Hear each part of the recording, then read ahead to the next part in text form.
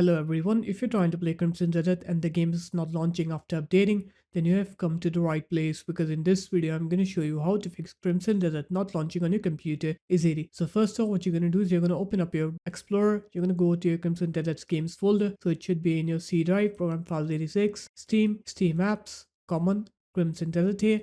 Now what you're going to do is you're going to right click on the Crimson Desert exe, go into properties, you're going to go into compatibility, and here you're going to make sure you click run this program as an administrator. After that, click apply and then OK.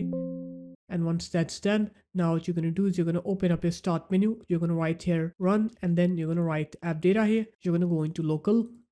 You're going to look for the folder called Perl Abyss here.